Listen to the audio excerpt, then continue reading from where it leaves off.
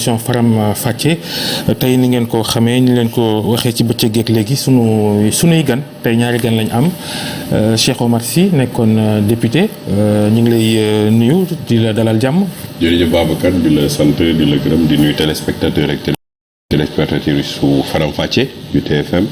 di nuyu monsieur le ministre Karim Fofana mi nga xam ne tey bokk na ak moom plateau bi. ñu nekk suma xarit ñu am jëflante yu ñu jaar. macha allah donc tey plaisir la moom mën a jàkkaarloog moom comme ça ma aar ko ci biir waxtaan bi. Aar Sénégal mooy mbootaayu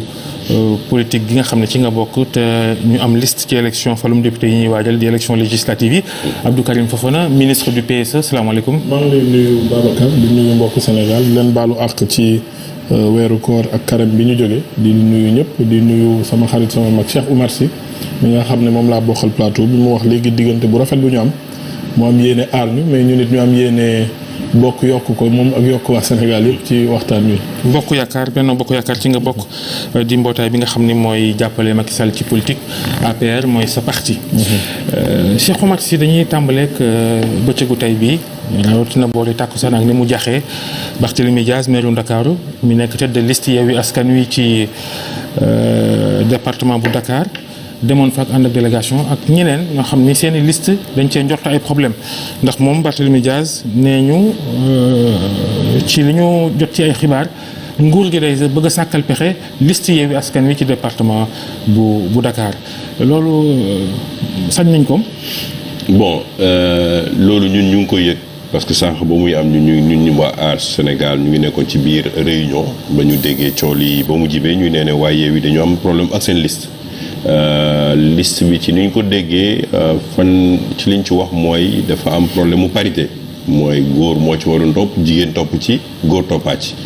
ci explication yi ñu wax nag ne dañu ne noonu dañu demoon pour changer ko changement bi nag xam nga ci wàllum loi dafa am lu loi tëral la loi tëral parce que loolu li ko yor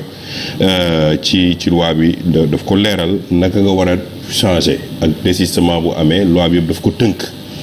te foog naa ne tey ñun mënuñu ci soreegum parce que xamaguñu exactement les faits naka la demee. xamuñu exactement boo neewee ne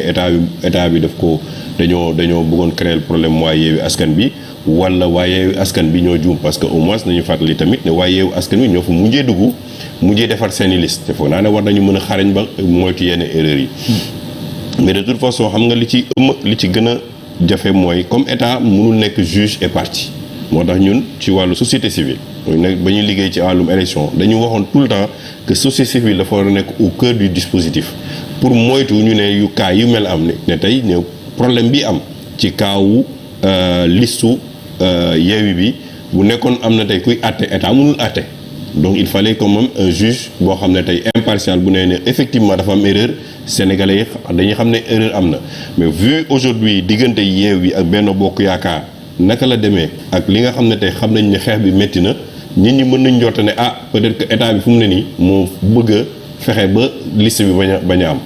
mën na ne nag matériellement moo am erreur de la part de Yewwi Askan bi ba nga xam ne ba ñu defee seen liste constaté nañu ne jigéen moo am mais loi dafa am nu muy tënkee parce que ñun tamit si suñu wàll am nañu cas boo xam ne dafa désister mais ba mu bindee mu ne dafa bëgg a désister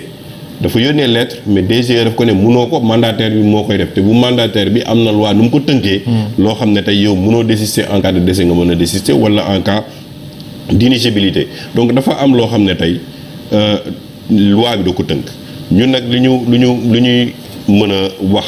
effectivement que il faut mu am transparence ci li nga xam ne tey mooy gestion élection bi. parce que boo jëlee cas wu Yewwi c'est un cas. mais am na ñoo xam ne tey gis nañu démb Bougane gis nañu démb Fadel Barro ñoom tamit joytu nañu ci yëfu parrainage bi lu tax. ñu gis nañ ngeen di solidarité ak ñoom. waaw mais parce que ñun depuis le début lenn la ñu wax parrainage bi dafa am problème. parrainage bi parce que aujourd'hui man dama jàpp ne toll nañu ci technologie foo xam ne transparence mën na fa egg mënuñu yanati ay këyit di ko yóbbu ministère DGE tey bu nekkee yow fay nga sa 15 millions nga am sa caution def nga sa déclaration de coalition nga dem ba ci CDC. war nañ la jox benn code ak benn mot de passe ne la demal ci ordinateur bi nga saisir lépp li nga war a saisir en même temps kenn koo xam ne de la société civile muy surveiller li ngay def mu am ay corps organe indépendant bu paree bu ñu xoolee ñu mën la valider mais jaratul ñuy jënu ay feuilles ci technologie ak fi technologie état Sénégal moo xaw a archaïque. non loolu laa la bëgg expliquer boo ko validé par étape. mais tey bi ñu déggee réaction yi Barthélémy Diaz nee na bu fekkente ne liste Dakar bi dañ ko sàkkal pexe ba Yewwi Askan Wi du bokk ci élection yi élection du fi sax faf am loolee la Barthélémy Diaz wax Karim Fofana. waaw Babacar xam nga waxi Barthélémy Diaz moom ku ko miin ku ne da ngay xalaat ndax da ko fekk ci jamono ju mu xaw a soppeeku wala jamono ju mu ànd ak xelam. waaw déedéet yow tamit dañuy waxtaan rek parce que Barthélémy tamit ñun waa Ndakaaru lañ dañu fi juddoo ni moom mu war ñu respecter. je pense que ci weeru diggante avril ak mai bi mooy ñaareelu yoon muy jëf ay jëf yoo xam ne jalgati règle la te nit da ngay doon républicain ndaxte république moo tax Barthélémy mën a doon candidat di gagné ay élection ñaari at ci ginnaaw fichier électoral bi baaxul dañuy sàkkal pexe mi ngi nii gagné na doon na maire de Dakar dafa déposer liste boo xamante ne dafa respecter parité def li ci war ñu élire ko état defu ci dara ñu ñëw ci élection bi nga xam ne mooy législative balaa may egsi ci loolu sax ñu ñëw ci li nga xamante ne mooy cabinet ñun ñëpp ñi nga xam ne ay ministre lañ dañu am ay cabinet ministériel dafa am ay loi ak règlement yoo xam ne dañ ne cabinet ministériel nii ak nii lañ ko defee Barthélémy Diaz moom day toog ba saa yu ko neexee rek mu ne diw sama cabinet la bokk diw bokkul sama cabinet donc il respecte pas les lois de la République ñu egsiwaat tey ne dañ jëm ci élection législative non mais même bu ko fi fekkee à partir de janvier bii passé dafa am loi décret bu bees boo xam ne day régir parce que dañ gisoon ne dans les cabinets des maires yi dafa bëri agent ba nga xamante ne maires yi am na ci ñoo xam ne du ñu am moyen yu ñu exécuter seen politique dañuy toog rek di jël xaalis di fay ay nit weer bu dee pour de la clientèle politique alors que ñun dañu am mission ñun ministres yi dañu réglementer suñu cabinet man nii boo bëggee nommer kenn ci sa cabinet da ngay bind au secrétaire général de la présidence au secrétaire général du gouvernement mu valider la ne la lii c'est conforme à la réglementation donc ku war a jiite da nga war a xam loolu ñaareel ba ñu ñëw nga ne élection législative lan moo ko gën a important c'est la vie de la démocratie. lu ñuy toppee liste Yewwi Askan département Dakar xaaral ma wax la d'abord Cheikh Oumar Sy dafa wax am solo affaire suppléant Cheikh Oumar Sy dafa wax lu am solo man dama lay wax sama expérience ci histoire bi démb ci guddi balaa may tëdd laa gis dans les réseaux sociaux ñu dugal la liste de Yewwi Askan Wi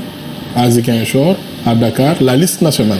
donc ci ñoom la émané ñoom ñoo génne liste bi ma gisee la liste de Dakar bu dee authentique na. waaw mais defal naa c'est sur les réseaux sociaux et c'est sur des pages yoo xamante ne pages yooyu waa ñëpp xam nañ ne waa Yewwi Askan Wi ñoo koy animé man sama expérience personnelle laa la bi ma ko gisee rek li ma njëkk a wax ma ne waaw mais Joseph mii moom góor la wala jigéen ndaxte naka nga mënee gis Abass Fall Joseph Nangam Pala Samb